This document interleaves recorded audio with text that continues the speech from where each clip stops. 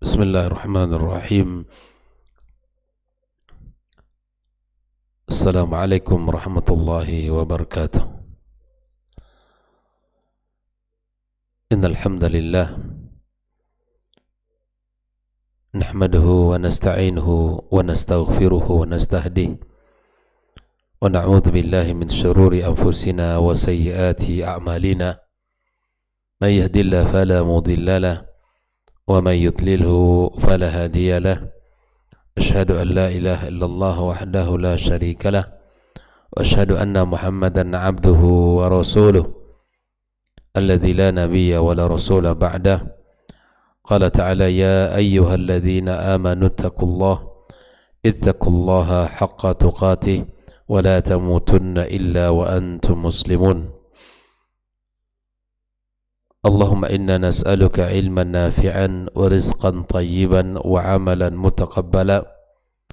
Amma ba'd, fa inna asdaqal hadith kitab Allah wa khairal hadi hadi Muhammad sallallahu alaihi wasallam wa syarrul umuri muhdatsatuha wa kullu muhdatsatin bid'ah wa kullu bid'atin dhalalah.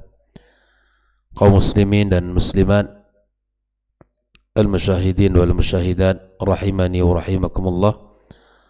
Alhamdulillah, tiada kalimat yang paling layak untuk kita selalu ucapkan melainkan memuja dan muji Allah Subhanahu wa taala atas seluruh nikmat yang Allah limpahkan kepada kita pada setiap kehidupan kita, pada setiap usia detik waktu yang kita lewati. Tidak ada nikmat yang tidak kita dapatkan melainkan dari Allah Azza wa Jalla. Maka kesyukuran harus kita jadikan bagian dari kehidupan, baik syukur secara lisan dengan memujinya, ataupun kita syukur secara pembuktian di mana kita menjalankan perintah-perintahnya dan meninggalkan seluruh larangan-larangannya. Dengan menjalankan perintah-perintahnya, mudah-mudahan kita termasuk orang-orang yang selalu membalasi segala nikmat Allah dengan ketaatan-ketaatan kita, dan dengan menjauhkan seluruh larangannya adalah bagian dari usaha kita untuk mensyukuri kenikmatannya. Mudah-mudahan kita termasuk orang-orang asyakirin, orang-orang yang bersyukur dan pandai bersyukur kepada yang telah memberikan nikmat kepada kita. Ucapan salat dan salam untuk Nabi kita yang mulia sallallahu alaihi wasallam. Mudah-mudahan kita selalu mendapatkan bimbingan dari Allah Azza wa Jalla untuk bisa mengikuti Nabi kita alaihi salatu wassalam. Kembali kita bersama kitab Al-Mulakhas fi Syarh Kitab At-Tauhid karya Syekh Shalih Al-Fauzan, dan bagi ini masih dalam pembahasan babu tafsir tauhid wa syahadati an la ilaha illallah, bab tafsir tauhid dan penjelasan bahawa tiada ilah yang berhak disembah kecuali Allah Subhanahu wa taala. Bersama dalil yang ketiga, firman Allah Subhanahu wa taala dalam surah At-Taubah ayat 31, wa qawlihi ta'ala, di mana al-musannif menukilkan satu ayat dari surat At-Taubah ayat 31. Allah Subhanahu wa taala berfirman, ittakhadhu ahbarahum wa ruhbanahum arbaban min dunillah wal masih ibn maryam wama umiru illa liya'budu ilaha wahida la ilaha illahu subhanahu amma yusyrikun. Ittakhadhu, ay maksud di sini siapa? Mereka orang-orang Yahud dan Nasara menjadikan para ulama-ulama mereka dan menjadikan para ahli ibadah mereka arbaba min dunillah, Tuhan yang disembah selain Allah. Dan begitu pun dengan Isa putra Maryam. mereka jadikan sebagai Tuhan, padahal mereka tidaklah diperintahkan Allah, wa ma umiru illa liya'budu ilaha wahida, tidaklah diperintahkan mereka itu melainkan untuk menyembah Tuhan yang esa. La ilaha illahu, tiada ilah yang berhak disembah kecuali Dia. Subhanahu amma yusyrikun, dan maha suci Allah terhadap apa yang mereka syirikan. Mari kita lihat bagaimana penjelasan Syekh Shalih Al-Fauzan dalam ayat ini. Beliau mengawali dengan makna al-mufradat dalam ayat. Ittakhadhu ay ja'ala al-yahuda wan nasara, mereka jadikan orang Yahud dan Nasara, ya, ahbarahum ay ulama'ahum. Ahbar itu adalah ulama-ulama mereka, ya, ahli ilmu. Ruhban ay ubadahum, ahli ibadah. Seperti yang disebutkan bahwa mereka para ruhban, orang-orang yang di siang hari mereka berpuasa, malam harinya mereka qiyam, ahli ibadah yang luar biasa. Lalu mereka jadikan semua itu, para ulama, para ahli ibadah mereka, arbab ay musyarri'ina lahum yuhalliluna wa yuharrimun, sebagai, ya, pelaku untuk yang meletakkan syariat. Kalau halal kata mereka, para ahli ibadah dan ulama mereka, halal kata mereka, mereka mengikuti. Tapi kalau haram kata para ulama dan ahli ilmu mereka dan para ahli ibadah mereka, mereka haramkan. Nah, lianna tashri'a min khasa'is Rabb, apa yang mereka lakukan ini adalah sebuah keliruan. Yang menghalalkan dan mengharamkan itu tugasnya Allah. Ya. Faman ata'a makhluqan fihi faqad ittakhadha rabba.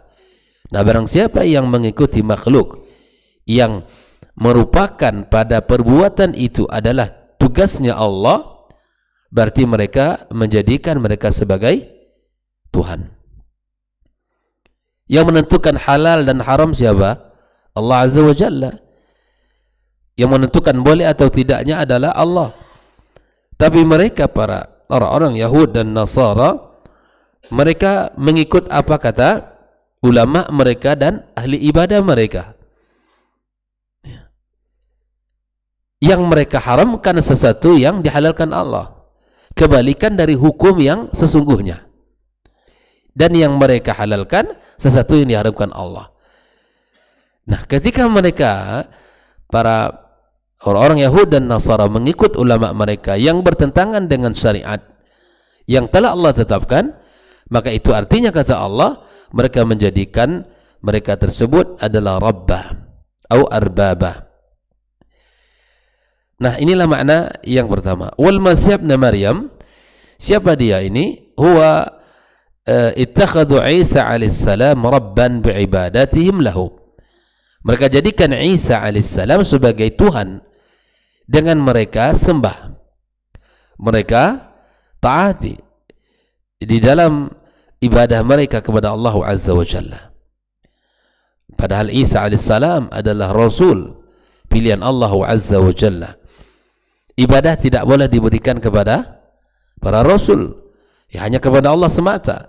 Tidak boleh diberikan kepada malaikat, tidak diberikan kepada para anbiya, para Rasul, orang-orang saleh, ahjar, para batu-batuan, wal asjar, ya, pepohonan, tidak boleh. Semua ibadah kita hanya untuk Allah Azza wa Jalla. Lalu kemudian Allah memuji dirinya, subhanahu amma yusyrikun, maha suci Allah terhadap apa yang mereka syirikan. Ay tanazzaha Allah Ta'ala wa taqaddasa 'anil syuraka wan nudhara. Maha suci bagi Allah yang jauh dari segala syarikat dan para, ya, an-nudhara. Itu seluruh tandingan-tandingan bagi Allah Subhanahu wa Ta'ala. Nah, inilah makna mufradat. Adapun makna al-ijmali lil ayah, makna al-ijmal, makna global dari ayat ini seperti apa?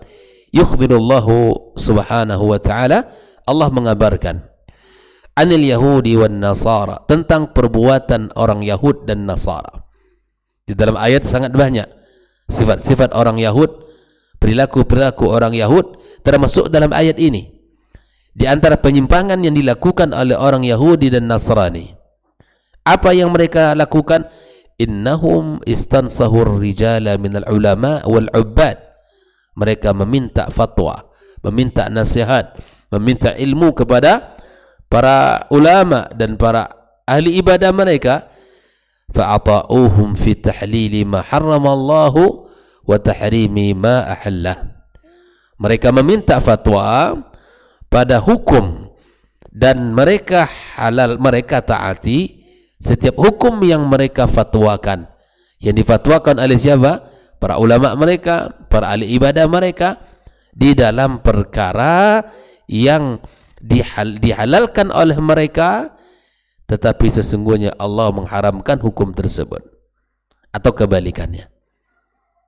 Jazakumullah. Ini sifat orang-orang Yahudi dan Nasrani, sifat pembangkangan dan sifat ketidaktaatan, sifat di mana mereka selalu melanggar syariat, padahal hukum itu menentukan Allah, bukan makhluk.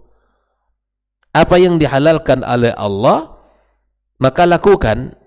Para ulama ya fatwakan itu halal. Apa yang diharamkan Allah fatwakan haram. Jangan membalikkan hukum. Jangan membalikkan hukum. Fanazzaluhum bidzalika manzilata rabbi. Dengan cara seperti itu mereka mentaati fatwa yang mereka keluarkan, padahal fatwa itu adalah sesuatu yang bertentangan dengan syariat. Maka itu artinya mereka menempatkan ulama mereka dan ahli ibadah mereka manzilatar rabb, itu posisi Allah. Mereka menempatkan posisi ulama mereka dan ahli ibadah mereka posisi yang seharusnya itu adalah posisi yang ya dimiliki oleh Allah Subhanahu wa taala, alladzi min khasaisihi at-tahlil wa at-tahrim, yang merupakan keistimewaan, yang merupakan tugas menghalalkan dan mengharamkan itu adalah tugas Allah Azza wa Jalla. Kama abad an-nasara Isa, seperti mana juga orang Nasrani adalah mereka menyembah Isa alaihissalam, wa za'amu annahu ibnullah, dan mereka sangkakan bahwa Isa adalah anaknya Allah. Ya. Ini baru kita lewati beberapa hari ya, di mana akidah seorang muslim harus terjaga, harus terpelihara, ya, harus bersih dari keyakinan mereka ini. Itu artinya sama ketika kita merayakan ya hari tersebut seperti mereka merayakannya, maka itu artinya ya kita sama seperti golongan mereka. Kata Nabi SAW, man tashabbah biqaumin fahuwa minhum. Barang siapa yang menyerupai satu kaum, artinya dia seperti kaum itu. Allah Ta'ala menjelaskan dalam banyak ayat tentang prinsip agama yang harus kita pegang, yang tidak boleh kita campur adukkan. Di antara cara menjaga agama Allah ini dengan akidah yang benar, dengan cara tidak mencampur adukkan antara hak dan yang batil. Allah telah berpesan, wala talbisul haqqa bil batil. Jangan kalian campur adukkan agama dengan al-haq dengan yang batil, karena tidak boleh. Ya, maka dengan cara kita tidak berdiri di atas dasar toleransi beragama, kita ikut-ikutan mensiarkan syiar agama mereka, menunjukkan sikap seperti sikap mereka. Ini tidak dibenarkan dalam Islam. Seorang muslim harus memiliki sikap yang jelas, harus memiliki sifat yang benar-benar yang telah disampaikan oleh Allah dan Rasulnya sallallahu alaihi wasallam. Maka ikhwafillah, seperti mana yang dilakukan oleh orang Yahud dan Nasrani, fanabadhu kitab Allah alladhi amarahum fihi, mereka buang kitab Allah Azza wa Jalla, mereka tinggalkan, mereka kesampingkan alladhi amarahum fihi bi ta'ati wahdah, yang mana kitab itu Allah tunjukkan isinya hanya menyembah Allah semata, wa ibadati wahdah, dan menyembah Allah semata, mentaati Allah semata, dan menyembah Allah semata. Kitab yang bersih itu, yang benar itu mereka singkirkan. Mereka pakai apa? Fatwa-fatwa dari ulama dan ahli ibadah mereka yang bertentangan dengan kitab suci yang telah Allah turunkan.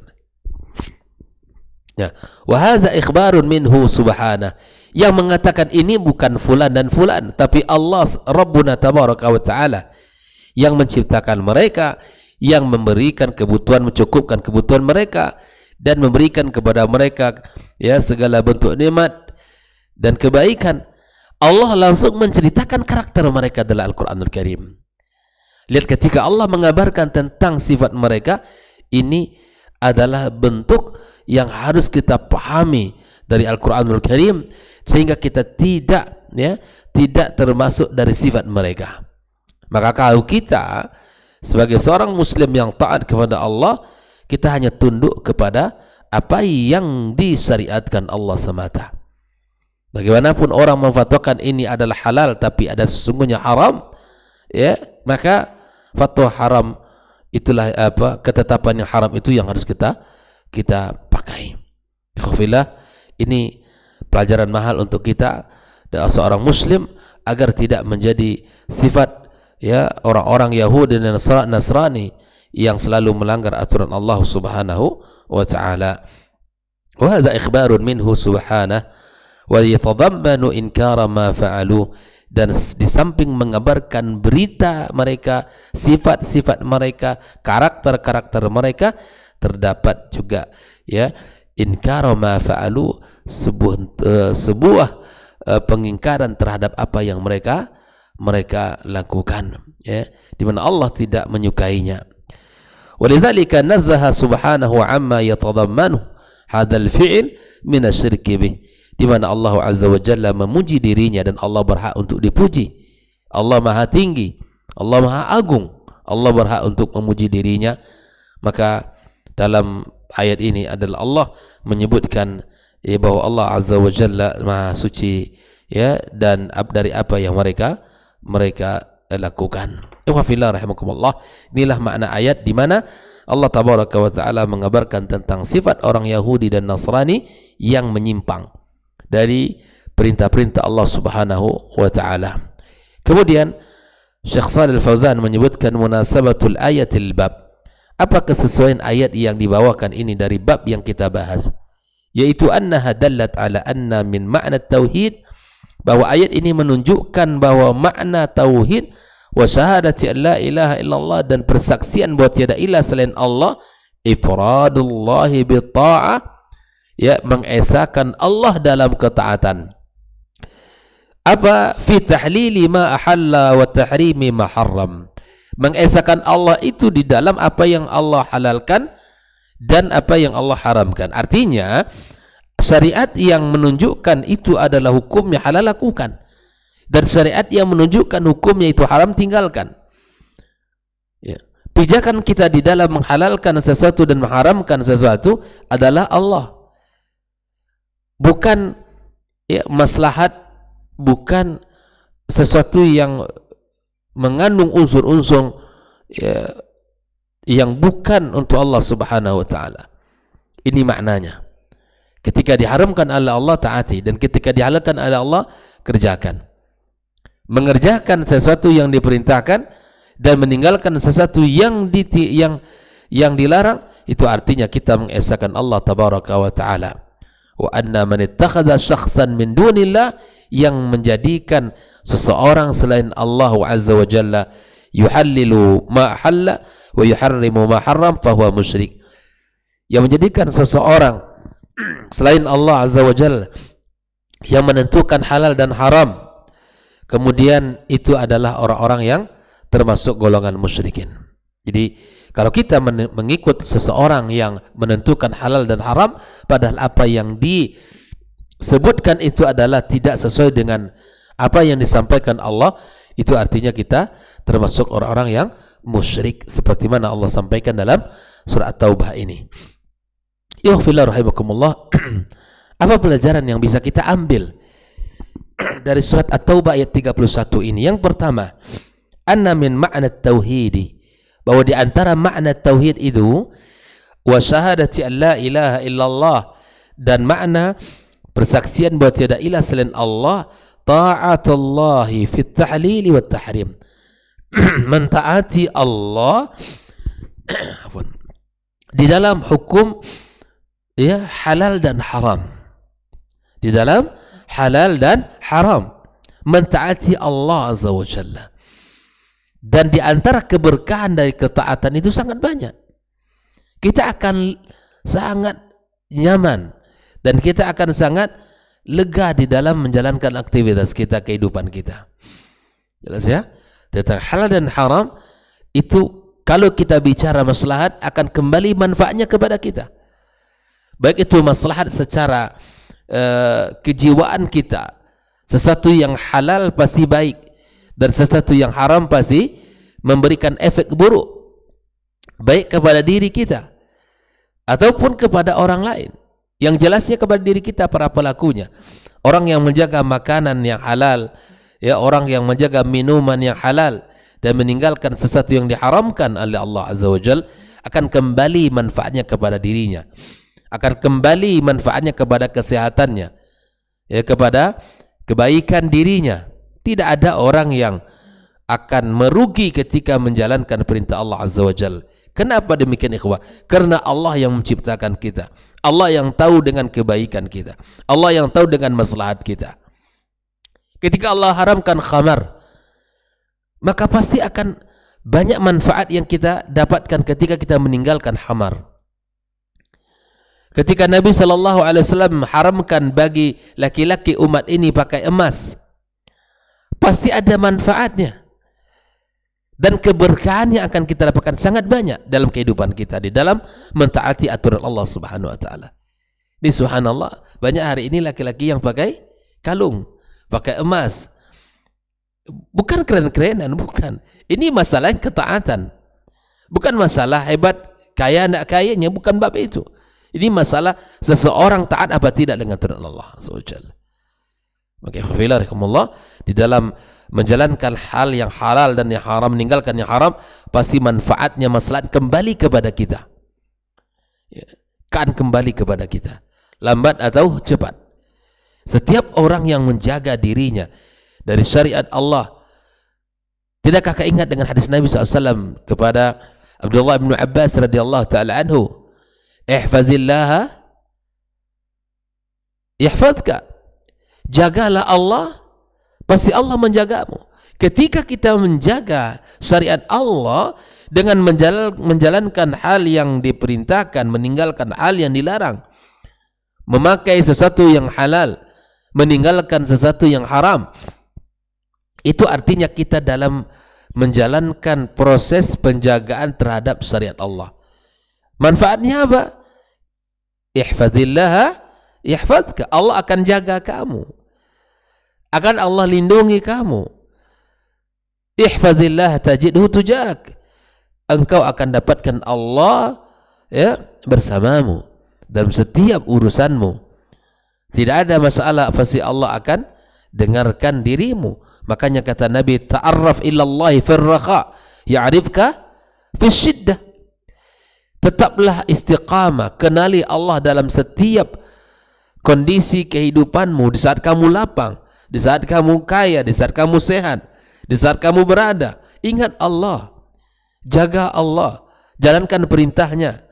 Allah akan dengarkan sebut seluruh bentuk kesulitanmu dan segala bentuk pengaduanmu. Ya'rifka fi syiddah, Allah akan kenal denganmu di saat kamu sulit. Bayangkan, dimanfaatnya akan kembali kepada kita. Ustaz, ada orang yang maksiat tapi segala bentuk kenikmatan dia dapatkan. Di dalam kemaksiatan itu Allah berikan rezeki yang melimpah ruah. Apakah ini bentuk ketidakadilan Allah kepada orang beriman? Tidak. Ini namanya dikategorikan dalam sebutan syariat istidraj. Di dalam kemaksiatan tetap dia mendapatkan rezeki yang banyak, melimpah ruah. Semakin diberikan rezeki, semakin jauh kepada Allah. Itu namanya istidraj, di mana Allah ulurkan nikmat satu persatu kepadanya sehingga tidak ada lagi bagian dia di akhirat kelak. Jangan kita tertipu dengan kalimat itu. Banyak orang yang mengatakan, saya sejak kecil begini, tapi begini saja kehidupan saya.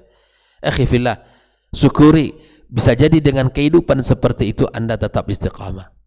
Tapi kalau tidak, ya bisa jadi Anda termasuk orang yang melampaui batas kepada Allah Subhanahu wa taala. Oleh ikhwafillah rahimahullah, maka syukuri setiap jengkal dari kehidupan kita yang kita lewati, sungguh tidak terlepas dari nikmat Allah Azza wa Jalla.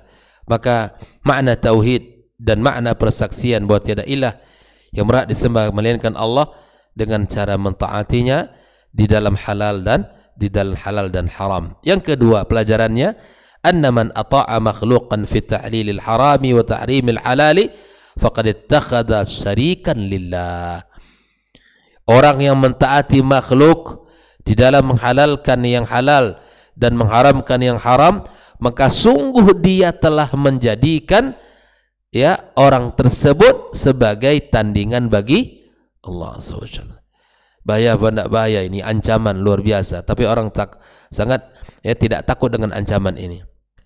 Artinya kita berhati-hati di dalam menjalankan apa yang difatwakan. Yang ketiga, ar-raddu 'ala an-nasara fi i'tiqadihim fil masih alaihi salam. Jawaban terhadap orang-orang Nasrani. Nasrani di dalam keyakinan mereka bahwa Isa alaihissalam wa bayanu annahu abdullah. Jawaban terhadap mereka apa? Mereka jadikan dia sebagai anak Allah. Itu adalah keyakinan yang batil.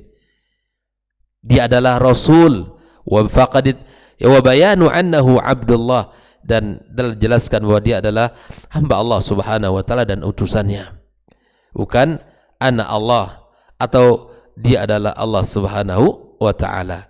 Orang-orang Nasrani keliru dalam bab ini. Orang Nasrani salah di dalam menjadikan Isa sebagai Allah atau dia anak Allah Subhanahu wa taala.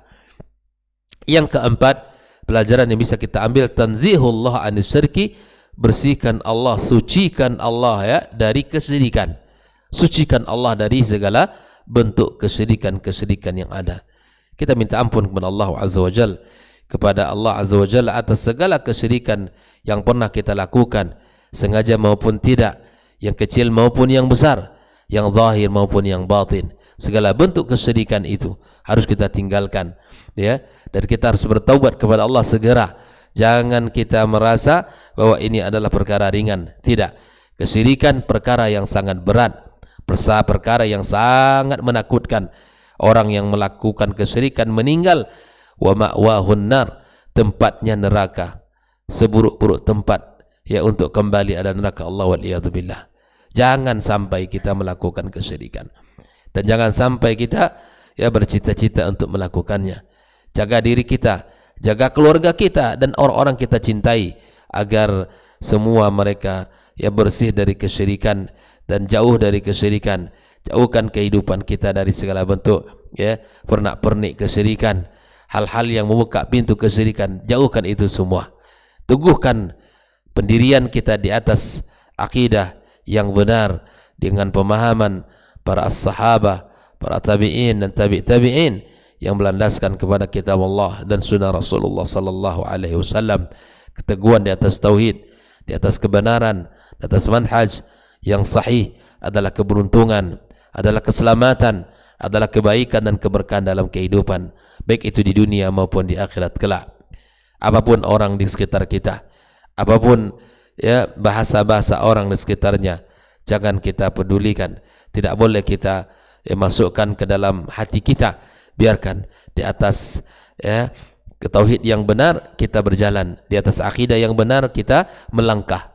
Inilah yang harus kita jaga sampai kita meninggal dunia. Semoga kita termasuk orang-orang yang menjaga akidahnya, yang taat kepada Allah dalam halal dan haramnya, dan menjauhkan sifat orang Yahudi dan Nasrani yang selalu menyelisih syariat Allah Azza wa Jalla, dan selalu kita mensucikan Allah ya dari segala kesyirikan-kesyirikannya. Pujilah Allah dalam segala keadaan kita, tinggikan Allah ya asma dan sifatnya dalam setiap sanjungan kita, karena Allah maha layak untuk dipuji, Allah maha ya layak untuk disanjung, karena tidak ada yang menyerupainya, adalah Rabbuna tabaraka wa ta'ala yang maha tinggi dan maha kaya, yang maha perkasa dan maha bijaksana. Mudah-mudahan Allah subhanahu wa ta'ala ya berikan kepada kita pemahaman dari ayat yang barusan kita baca. Allah berikan semangat untuk mengamalkan isi kandungannya, dan semoga kita terjaga dan keluarga kita, anak keturunan kita dari kesyirikan-kesyirikan yang sangat dibenci oleh Allah Azza wa Jalla. Dan semoga saudara kita yang melakukan kesyirikan, Allah berikan kepadanya hidayah untuk bisa bertaubat, dan orang-orang yang belum mengucapkan kalimat syahadat, Allah berikan kepadanya petunjuk untuk bisa mengucapkannya, karena sesungguhnya hidayah di tangan Allah.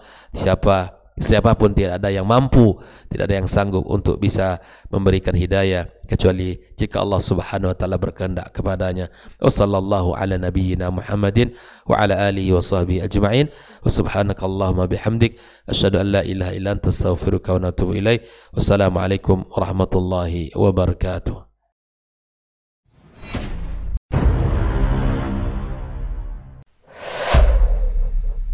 Dunia dan seisinya ini bagi Allah tak sama nilainya dengan sebelah sayap lalat. Barang siapa yang beramal untuk akhiratnya, Allah akan cukupkan baginya urusan dunia. Sayati zamanun 'alan nasi as-sabiru fihim qalqabit al-jamarah. Akan ada satu masa di akhir zaman yang berpegang teguh dengan agamanya seperti orang yang sedang memegang bara